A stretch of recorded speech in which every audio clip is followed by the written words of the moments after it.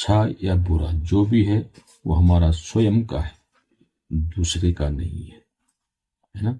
उसको भोगना है ना, जिसे हम प्रारब्ध कर्म कहते हैं ना। वो के बगैर वो कटेगा नहीं, ठीक है ना। और परमात्मा की तरफ अग्रसर होने की प्रक्रिया करते रहना है, उसको भोगते हुए। उसको तो भोगना ही पड़ेगा। जब राम ने भोगा, भगवान कृष्ण ने भोगा, तो हम तुम कहाँ छूट सकते हैं उससे, ठीक है ना। उस प्रारब्ध को भोगते हुए और क्रियमाण कर्म केवल परमात्मा की प्राप्ति के लिए आप करें। बिल्कुल। और उसी को मनुष्य बोलते हैं, उसी को मनुष्य बोलते हैं। बिल्कुल। अपने आप से बात करने की जरूरत है, अपने आप को समझाने की जरूरत है ना। अगर हम किसी भी रिश्ते पे चिंतन करें, और प्रत्येक मनुष्य देख सकता है, अगर वो अपने आप समय के अनुसार शुद्ध करता रहे तो दिख जाता है कि माता पिता, पुत्र पुत्री, पति पत्नी, भाई बहन, अड़ोसी पड़ोसी, रिश्तेदार, दोस्त, ये हमारे किस कारण से बने। वो जब स्पष्ट हो जाता है तब छी छी छी छी होता है, मैं कहाँ फंसा हूं, है ना। यम यम चिंत्यते कामम तम तम प्राप्नोति निश्चित। इसी शरीर को कल्प वृक्ष भी बोलते हैं, है ना। सुना होगा ना, कल्प वृक्ष के नीचे जो मांगोगे वो मिल जाएगा। कल्प वृक्ष के नीचे बैठ जाओ और जो जो चिंतन को सब मिलेगा। ये शरीर तो है वो, इस शरीर में तुम जो चिंतन करोगे वही मिलेगा, चाहे 50 जन्म लेने पड़े, अवश्य मिलेगा, अवश्य मिलेगा। इसीलिए कहते हैं हम अपने ब्रह्मा स्वयं हैं, है ना। और जो आदि ब्रह्मा है उसका क्या काम है फिर, है इसका भी तो पता होना चाहिए ना। जब हम स्वयं अपने ब्रह्मा स्वयं हैं तो आदि ब्रह्मा का काम क्या है। आपने चिंतन किया, कल्पना ही करी कि मैं ऐसे हूं, मैं सोम यश वो ऐश्वर्य हूं, ये कल्पना ही करी। वो कल्पनाएं कब किस जन्म में किस प्रकार से पूरी होंगी, वो आदि ब्रह्मा का काम। अच्छा, ठीक है ना। हमारा काम है स्टोरी लिखना, है ना। पिक्चराइज वो करेगा कि कौन सी घटना कब डायरेक्शन पूरा उनका चलेगा, कौन से जन्म में ये तुमको मिलेगा, वो उसका काम। रचना हमारा काम है। हम अपने भाग्य के विधाता स्वयं हैं, अपने भाग्य की रचना हम स्वयं करते हैं। अब हमें चिंतन करना चाहिए कि बचपन से मेरे साथ क्या हुआ, कैसे परिवार में जन्म हुआ, कैसे दोस्तों से मिलन हुआ, कैसे परिवार से मेरा लालन पालन हुआ, और जैसे हम बड़े बड़े होते गए तो कैसे कैसे लोगों से मेरा संबंध हुआ, है तो हम अपना पिछले जीवन देख सकते हैं। अगर 60% अच्छे लोगों से हमारा मुलाकात हुई, वो हमारी हेल्प करते हैं, मदद करते हैं, सहयोग करते हैं, सुख में दुख में हर प्रकार से गाइड करते हैं, वो हम बहुत अच्छे आदमी थे पहले जन्म। और जगह जगह दुख, जगह जगह धोखा, जगह जगह अन्याय हमारे साथ होता है, झगड़ा होता है, बिना बात का झगड़ा हो जाता है। सब हमारे शत्रु ही है जो अपना बदला लेने आए, है ना। सबसे अच्छा कार्य होता है, ये पूरा ब्रह्मांड त्रिगुणात्मक है। 3 गुण है, 3 देवता हैं, 3 ही देवियां हैं, ब्रह्मा विष्णु महेश। अन्य देवता इनका ही स्वरूप है। 3 देवी है, महालक्ष्मी, सरस्वती, महाकाली, महाकाली। अन्य कोई देवियां हैं तो उन्हीं का 3 गुण हैं, 3 तत्व हैं, 3 ही काल भी, 3 ही कर्म भी है, चौथा कुछ नहीं। 3 गुण और 3 ही कर्म भी है, संचित कर्म, प्रारब्ध कर्म क्रियावान और क्रिया। क्रिया कर विशेषकर अपने इन कर्मों के बारे में जानने की जरूरत है। ये 3 कर्म क्या क्या है और हमें कहां पर विशेष ध्यान देना चाहिए। संचित कर्म किसको बोलते हैं, उसकी पहचान होनी चाहिए। प्रारब्ध किसे बोलते हैं और क्रियामान किसे बोलते हैं। ये 3 कर्म होते हैं और हमें विशेष फोकस कौन से कर्म में देना चाहिए, क्रियावान में। ठीक है। संचित कर्म, जिसके लिए कहावत बोलते हैं ना, नेकी कर दरिया में डाल, है ना। पुण्य करो और भूल जाओ, ऐसा हो सकता है?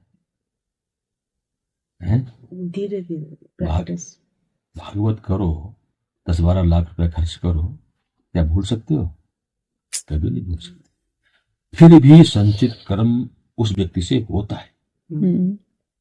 वो कैसे होता है, ध्यान सुनो। हम आप बाजार से आ रहे हैं, चीनी खरीदी आपने, रास्ते में थैली फट जाती, ने हाथ लगा दिया उस पर, ठीक है, कर लिया। जो दाने वहां गिरे उसके लिए पश्चाताप नहीं किया, दुख नहीं हुई उससे, है ना। खाना खाया, थाली में कुछ दाने रह गए, उसके लिए पश्चाताप नहीं किया, दुख नहीं हुआ, दिमाग में नहीं हुआ, है ना।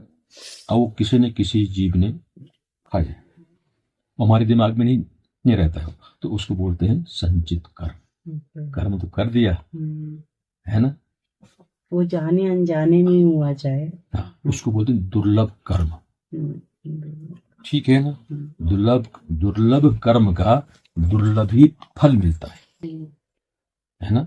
आपके पास एक टुकड़ा लोहा है, एक टुकड़ा सोना है ना, तो सोने की कीमत ज्यादा मिलेगी ना, लोहे की कीमत कम मिलेगी। ऐसे ही संचित कर्म का फल भी दुर्लभ होता है, उसको दुर्लभ कर्म बोलते हैं। तो क्या मिलता है उसका फल? उसका फल क्या मिलता है? उसका फल मिलता है जब हम इस जीवन को पूर्ण करके, ये शरीर समाप्त होता है और अपने कर्म अनुसार हम अनेक लोक परलोक स्वर्ग नरक होके फिर हम इस दुनिया में आते हैं, ठीक है ना। तो उस संचित कर्म का, दुर्लभ कर्म का फल ये मनुष्य शरीर में मिलता है, ठीक है। दुर्लभ कर्म का दुर्लभ फल मिलेगा। अब हम पैदा हो गए, अपने संचित कर्म के द्वारा मनुष्य योनि में आ गए। अब 2 कर्म बाकी बच गए। कौन सा कर्म? क्रियमान और प्रारब्ध। प्रारब्ध माने उसकी पहचान क्या है? ये रोज हम करते हैं, लेकिन पहचान क्या है उसकी, कि मैं क्रियमान कर रहा हूं या प्रारब्ध में हूं, मेरा कौन सा कर्म प्रारब्ध है। इसको हम बोलते हैं सडनली, अचानक, मजबूरी में मुझे ये काम करना पड़ा, एक परिस्थिति बन जाती है, वो काम हमें करना ही पड़ता है, वो प्रारब्ध है। अच्छा भी हो सकता है बुरा भी हो और बुरा भी हो सकता है। तो जैसा भी है उसको हीरो का हार समझ के स्वीकार कर लेना चाहिए। जो अचानक जिस काम को करने के लिए मजबूर हो जाते हैं, सडनली बोलते हैं, अचानक है, वो हमारा प्रारब्ध है। अच्छा भी हो सकता है और बुरा भी हो सकता है, ठीक है। तो उसको हमें सहर्ष से स्वीकार करना चाहिए कि पिछला कोई ना कोई मेरा ही कर्म है, उसे एक रत्ती भर पीछे नहीं हटना चाहिए। अच्छा होता है तो हम स्वीकार कर लेते हैं, बुरा होता है तो हम उसे पीछे हटते हैं। जितना पीछे हटते हैं, थोड़ा बहुत करते हैं, पूरा करते के लिए हम इधर उधर देखते हैं, ऐसे ऐसे, है ना, तो वो बच जाएगा। और बच जाएगा तो चक्रवर्ती ब्यास समेत लेके जीवन में आगे की सुनिए। भगवान राम ने भी भोगा है, सीता जी ने भी भोगा है, है ना। उनका भी तो अपना कर्म था, उन्होंने जानबूझ के अपने कर्म बनाए। वो सीरियस मूड में सुनो, भगवान राम ने अपना प्रारब्ध स्वयं बनाया, किसके लिए? भक्तों के कल्याण के लिए, नारद के कल्याण के लिए। उसके मन में मोह हो गया था, है ना। राजा की कन्या से विवाह करने के लिए भगवान का सकल सुर मांगने चला गया, है ना। उसके कल्याण के लिए उन्होंने स्वयं नारद का श्राप स्वीकार किया, है? बहुत गहरी बात है। और भगवान ने उस कर्म को भोगा, चाहे भगत के कल्याण के लिए किया, लेकिन भोगना पड़ा, जन्म लेना पड़ा और नारद के श्राप को भोगा उन्होंने। ठीक है ना। तो हम तुम कहाँ बच सकते हैं? बचेंगे आगे जीवन में सो तो भोगे बगैर तो दुनिया से जा नहीं सकते। ठीक है।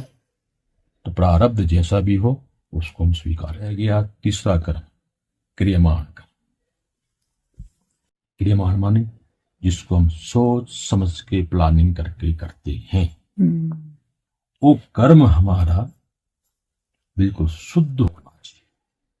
अशुद्ध होने के लिए कहां से विचार करना चाहिए कि मैं मनुष्य हूं और मेरे जीवन का उद्देश्य ब्रह्म की प्राप्ति है और मेरा कोई उद्देश्य नहीं है। इस चीज को सोचते हुए आगे कर्म करें। ठीक है ना। जब तक हमारे अंदर मोह होता है ना, माता का पिता का, ग्रंथों में आपने अनेक कहानियां सुनी होंगी, लेकिन हम उस पर विचार नहीं करते। हम विचार नहीं करते हैं कि माता पिता किसके होते हैं, किसी के भी नहीं होते, हमारे कर्म होते हैं। मैं एक छोटी सी कहानी सुनाऊं आपको। एक बहुत बड़ा अफसर था सरकार, ठीक है। उसका बहुत बड़ा बंगला भी था। बगल में एक झोपड़ी थी शराबी की, तो रोज शाम को शराब पी के उसके गेट के आगे खड़े होके उसकी बुराइयां करता।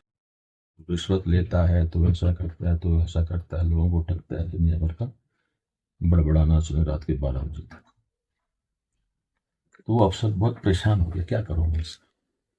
एक दिन देखा और सारे गांव वाले मेले में जा रखे हैं, वो अकेला है और उसको साफ कर दिया, मार दिया। ठीक है।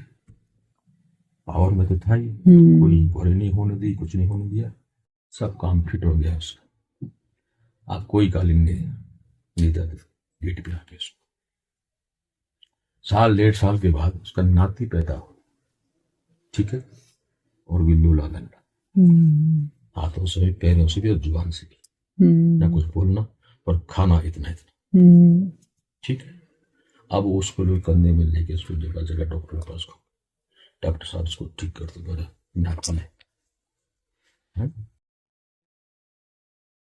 और जब उसका समय पूरा हुआ तो चला गया। कौन था? वही जिसे मारा था, शराबी। जिसे मारा था। शराबी। ऐसे ही सही। आज तो पड़ोस में है। तो उनको भी स्वीकार कर लेना चाहिए, जो भी हो रहा है, घटित हो रहा है, उनको स्वीकार कर लो प्रेम से। उनको अभी तो पड़ोस में है और हमने उसको, हमें अच्छा नहीं लगा तो घर में ही आ गया उसको, वो घर के अंदर ही आ गया। अब बाहर फेंक के दिखा, फिर तो कंधे में लेके घूमा उसको, ठीक है। ऐसे ही घटना प्रत्येक मनुष्य के साथ भी,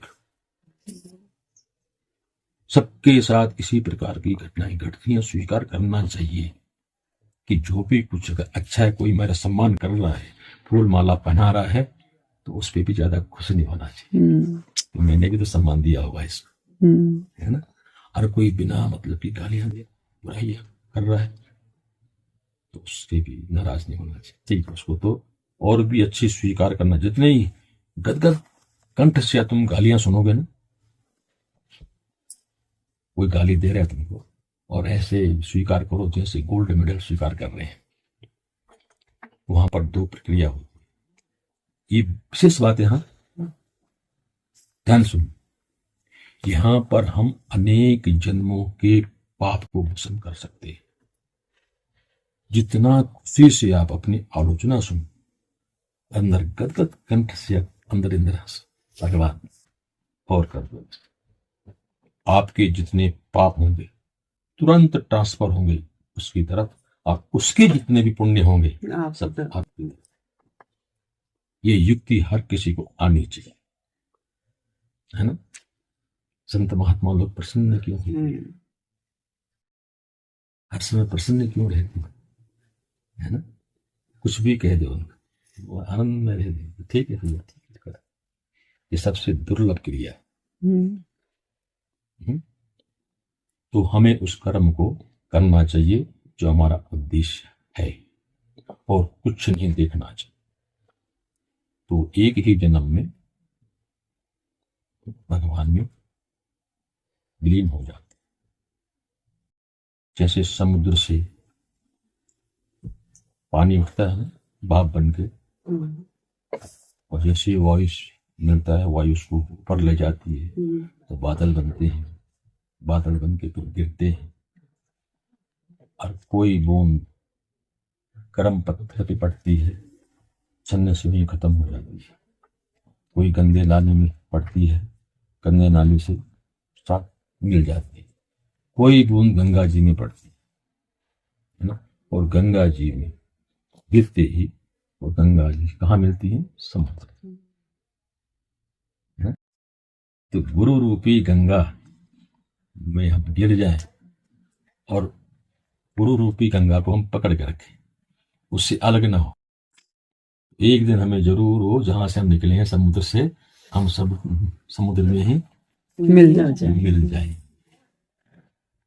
तो गुरु रूपी गंगा हमें मिल जाए, हम उसमें विसर्जित हो सके, और फिर वो हमें अपने आप ले जाएगी, हमें कुछ नहीं करना पड़ेगा। लेकिन गुरु रूपी गंगा के में विसर्जित होना पड़ेगा, अपना सर्वस्व उसमें विसर्जित करना पड़ेगा, और उसको पकड़ के रखना पड़ेगा। क्यों? उस गंगा से कुछ नहर भी निकलती है जो कहीं न कहीं जाके खत्म हो जाती है ना। भटकाव नहीं आ जाए। हाँ, गुरु रूपी गंगा जहां मिल गई उसको पकड़ के रखो, उसके प्रति संशय नहीं होना चाहिए। संशय ही अलग करता है, संशय ही अलग करता है। क्यों संशय क्यों होता है? वो भी हमारे जैसा, हम भी उसके जैसे। वो भी खाता है, हम भी खाते हैं। वो भी हंसता है, हम भी हंसते हैं।